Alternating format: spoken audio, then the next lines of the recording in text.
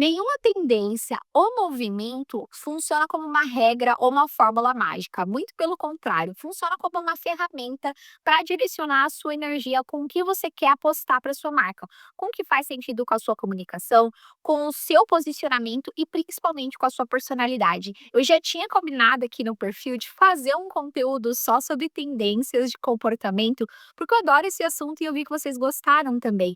Então, eu quero aproveitar esse conteúdo para trazer as minhas apostas, com tudo que eu pesquisei, que eu acredito que a gente vai sentir muito em 2026. São 4 tendências com movimentos que a gente já está percebendo e eu tenho certeza que isso vai aumentar. Porque toda tendência, ela tem um começo, um meio e um fim. Nós descobrimos uma tendência, ela tem o seu ápice e depois ela entra em declínio. O que significa esse declínio?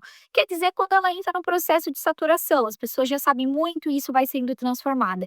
Só que isso está acontecendo cada vez mais rápido, então a gente já vai conseguir ver tendências que acontecem durante o ano todo.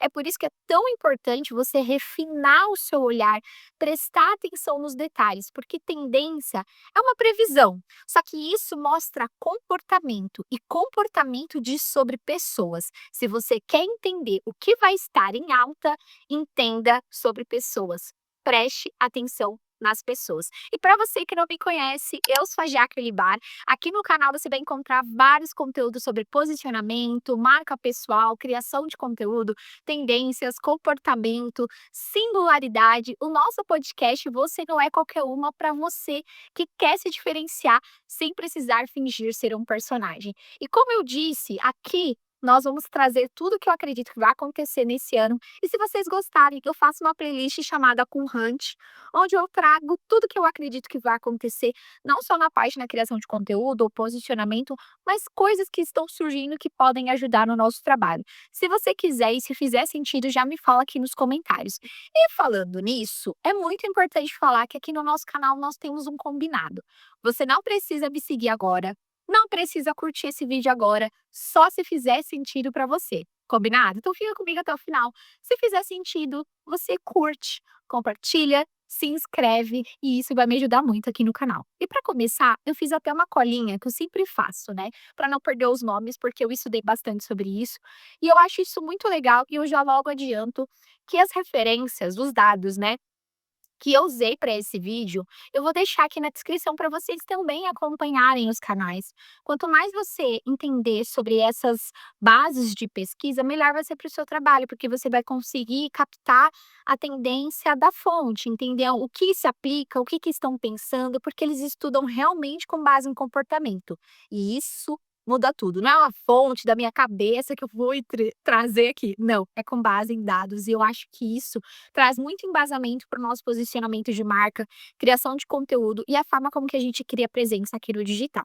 E pensando nisso, o primeiro movimento é o movimento anti-algoritmo. Em dezembro de 2025, eu vi um Trend Report da Mintel, que eles fazem todos os anos, e ele trouxe assim, uma tendência que eu falei: "Nós já estamos sentindo". Eu estou sentindo, eu tenho certeza que você está sentindo também, que é o movimento anti-algoritmo. E aí você vai me perguntar: já o que isso significa?".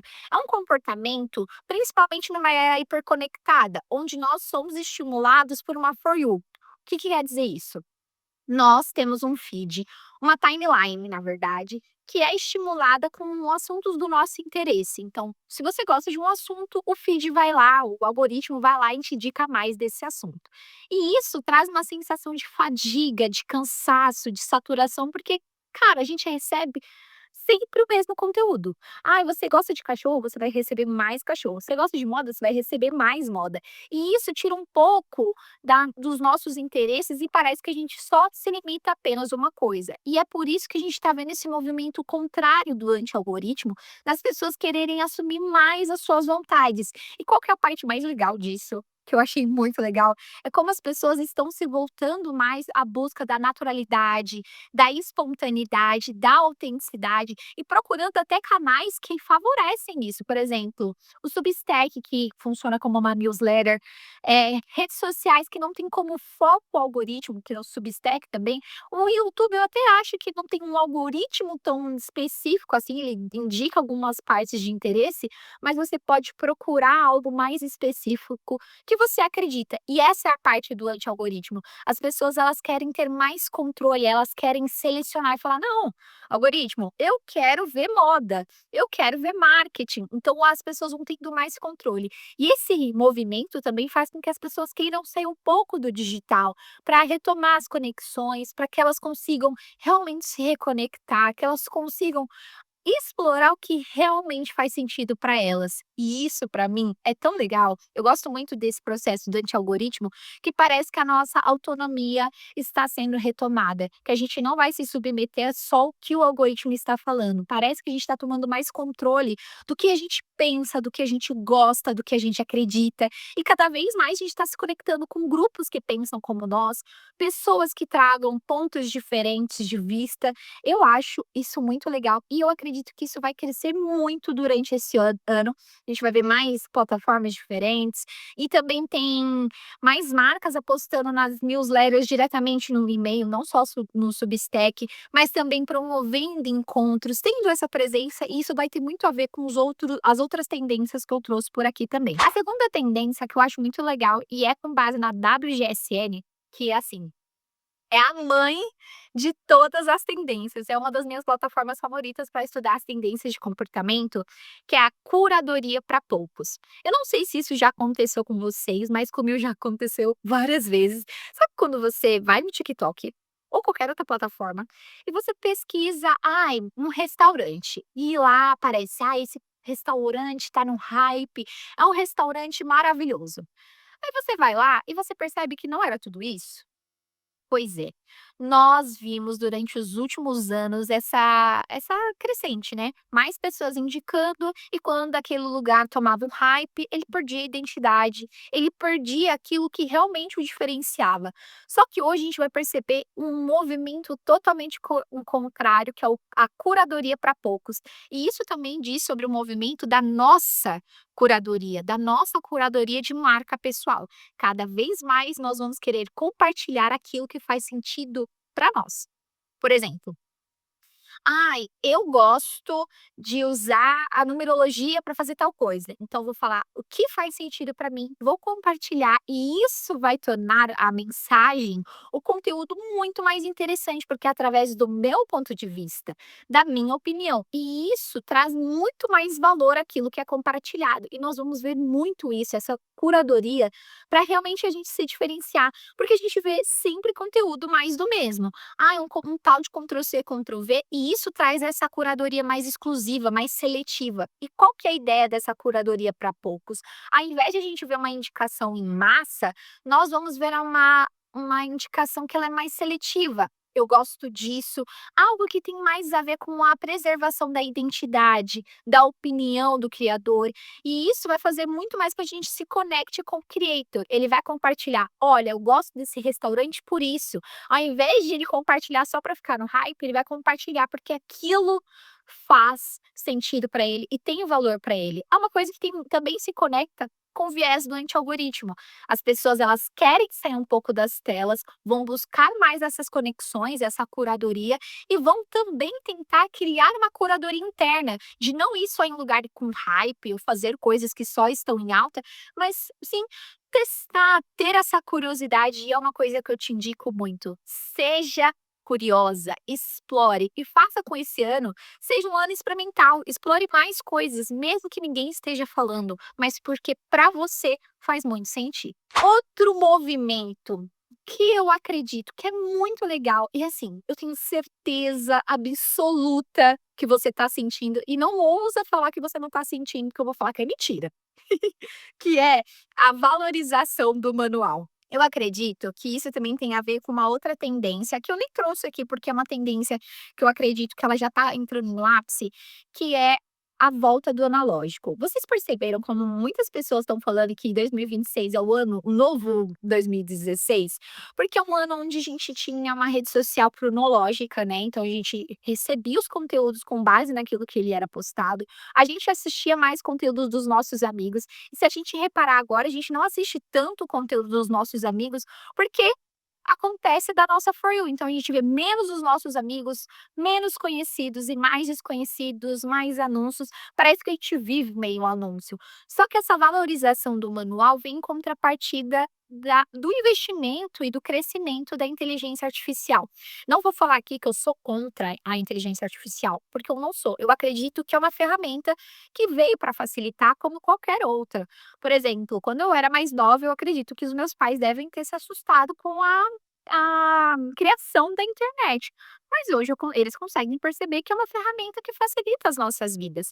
Mas nós não podemos colocar o peso todo na inteligência artificial, porque é uma coisa que é uma ferramenta. A gente não pode usar como uma muleta. "Ai, eu vou usar como uma muleta porque, ai, eu não consigo mais criar sem inteligência artificial". E esse é um grande problema. A gente consegue perceber um conteúdo que ele é feito pela inteligência artificial, a gente consegue perceber quando a pessoa tá, assim, refém daquilo. As pessoas já não estão conseguindo criar uma linha de raciocínio, e isso está fazendo com que elas estejam emburrecendo, porque estão dependentes da linha da den não, eu ia falar da linha, da IA, elas estão dependentes da inteligência artificial.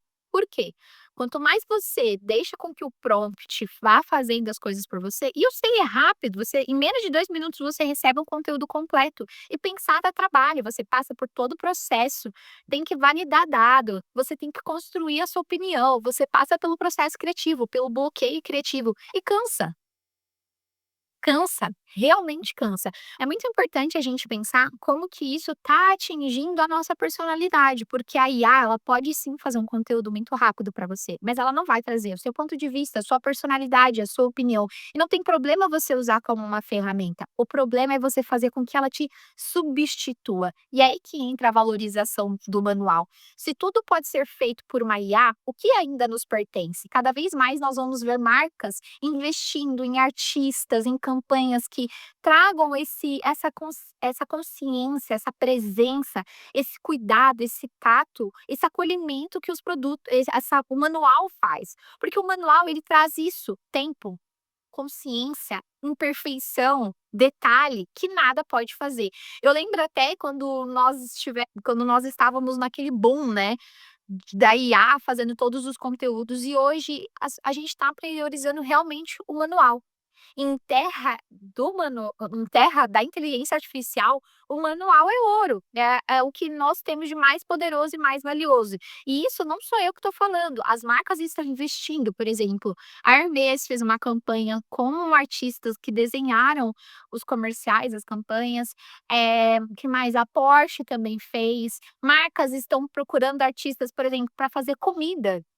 Trazendo miniaturas para mostrar na arte ali a paciência. E isso além de só ser uma contrapartida ao momento que nós estamos vivendo, mostra o posicionamento da marca, a valorização das pessoas, e isso também faz com que o preço aumente, mas aí é pauta para outro vídeo. Mas é muito importante a gente pensar a valorização do manual, pensar dá trabalho, e é muito importante, eu acho muito mais legal você fazer um conteúdo que realmente traz quem você é e a sua personalidade do que você fazer 5 que não traz quem você é, porque realmente é só para preencher lacuna.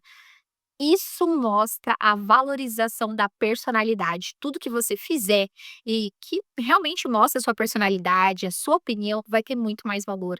Pensa e construa coisas que façam sentido para você. E por último, mas não menos importante, nós temos a diversificação do conteúdo e eu acho isso muito legal, a criação do ecossistema. Se a gente parar para pensar na vida dos creators, né, antigamente era influenciar, fazer com que as pessoas comprassem produtos. Hoje isso está muito mais diferente, né, a gente tem um ecossistema onde o influenciador, ele indica, trabalha com afiliado, e a gente também vai conseguir ver isso em outras marcas, por exemplo, podcast, eventos presenciais, imersões, newsletters, convites, esses encontros, também outras formas para a gente faturar, né, com outras formas de a gente conseguir lucrar com o nosso trabalho. E a diversificação no conteúdo também tem a ver com o anti-algoritmo. Por exemplo, mais marcas estão criando comunidade, mais marcas estão querendo ser um pouco das redes sociais massivas e estão querendo criar um ambiente muito mais ali para a comunidade, para a audiência. Por exemplo, a Dior tem um podcast, a Las Clothing tem um canal no YouTube que é só para o público dela, que as pessoas enlouquecem, querem entender muito mais. E isso é tão legal que quando a pessoa for comprar, elas vão lembrar de você, porque é muito mais do que um produto, mas é uma forma de se conectar. Aqui mesmo tem um podcast, que o podcast virou algo tão grandioso que é muito mais do que eu vendo, é uma forma de me conectar. E isso é algo que nós vamos ver muito, a diversificação de conteúdo, de formas de ganhar dinheiro, que é uma coisa que eu também te indico. Pense em outras coisas para você fazer como creator ou como marca pessoal. O que você pode aproveitar de habilidade, do seu posicionamento que pode fazer você lucrar de outras formas? Afiliado, mentoria, consultoria, produtos, imersões, encontros, isso tudo pode te ajudar a ir além das redes sociais e fazer com que as pessoas se lembrem verdadeiramente de você e da sua personalidade. Agora eu quero saber de você, qual dessas tendências você já está sentindo? Tem alguma outra que você gostaria de acrescentar? E não esquece de, se esse vídeo foi sentido para você, de você curtir, compartilhar e seguir o nosso canal. Eu te vejo no próximo vídeo. Beijo!